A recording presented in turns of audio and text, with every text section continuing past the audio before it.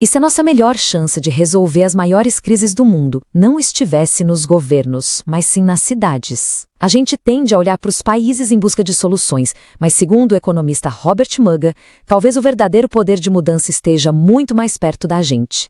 Vamos entender essa ideia? Tudo começa com essa frase do Muga que é muito poderosa. A ideia aqui é parar de ver a cidade só como um amontoado de prédios e pessoas e começar a enxergá-las como o que elas realmente são. Verdadeiros laboratórios onde novas ideias e soluções para o futuro são testadas o tempo todo. Tá, mas aí vem a pergunta de $1 milhão, né? Como é que as cidades que são menores podem resolver problemas gigantescos como a crise climática ou o crime organizado, que nem os países inteiros dão conta? Parece contraintuitivo, mas a resposta está na agilidade delas.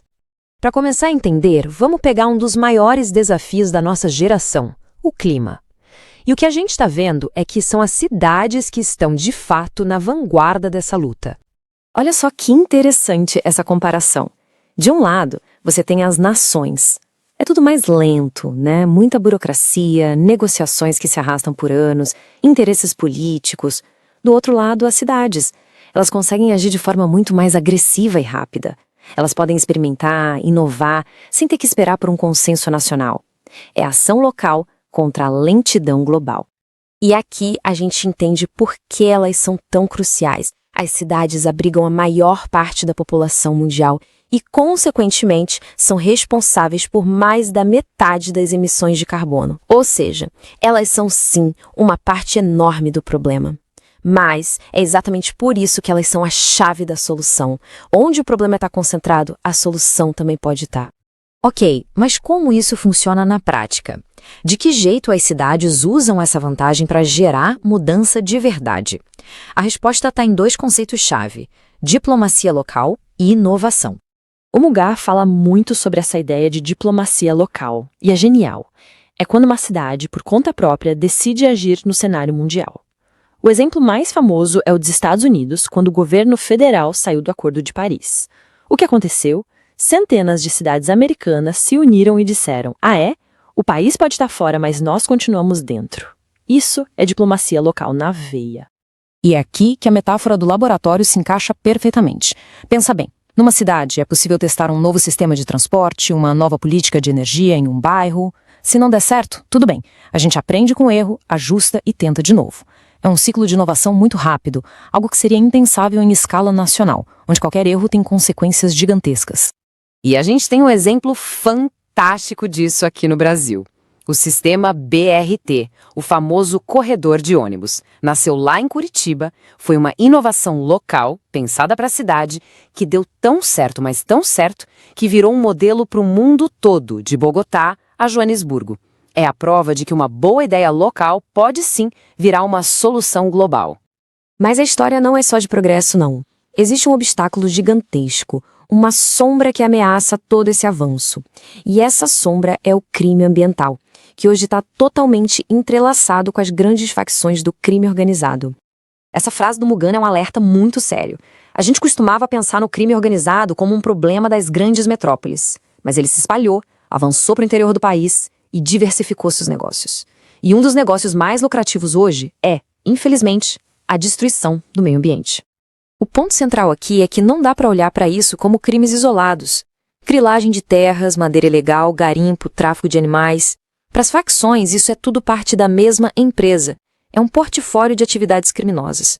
Eles transitam entre uma e outra, buscando sempre o maior lucro com o menor risco possível. E por que o risco é tão baixo? Bom, este gráfico aqui explica tudo, e é chocante. De todas as multas por crimes ambientais que o IBAMA aplica no Brasil, menos de 3% são de fato pagas. É um sistema que, na prática, gera impunidade e acaba servindo de incentivo para o crime continuar. E o epicentro, onde essa batalha entre o progresso e o crime acontece de forma mais intensa, é a Amazônia. Só que a gente precisa atualizar a nossa imagem sobre o que é a Amazônia hoje. Primeiro, um número para a gente ter uma ideia: 875. Esse é o número de municípios que existem dentro da Amazônia Legal. Não é pouca coisa. E agora, o dado que muda completamente o jogo: 70%. Pois é, 70% de toda a população da Amazônia vive em cidades. Isso mesmo. A Amazônia, ao contrário do que a gente imagina, não é um grande vazio verde. Ela é, na essência, um território urbano. A luta pela floresta é também uma luta urbana. E essa combinação de cidades crescendo com uma presença muito baixa do Estado e a proximidade com países produtores de droga transformou a Amazônia numa super rota do narcotráfico. Estima-se que uns 40% da cocaína que circula no Brasil passe por lá. E esse dinheiro sujo é o que financia a violência e a compra de mais tratores para derrubar a floresta. Então, qual é a saída? Se o problema é complexo e conecta tudo, a solução também precisa ser. É hora de unir forças e lutar nas duas frentes ao mesmo tempo, a climática e a da segurança. Não adianta só mandar mais polícia. Isso é enxugar gelo. A solução precisa ser sistêmica. Ou seja, precisa atacar as raízes do problema, as condições que permitem que essa economia do crime floresça.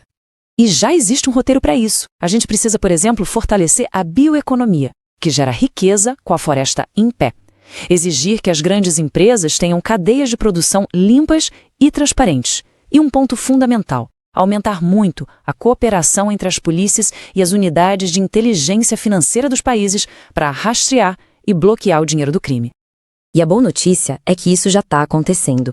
Organizações como a OTECA, que promove a cooperação na Amazônia, a Interpol e centros de cooperação policial como o de Manaus já estão no jogo. E aqui dentro, o nosso COAF é uma peça-chave para monitorar esses fluxos financeiros. O caminho é esse, colaboração. E no fim, tudo isso nos leva de volta à questão inicial.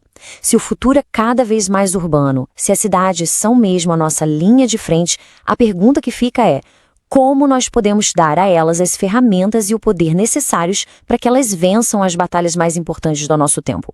A resposta que a gente der para essa pergunta vai definir o nosso futuro.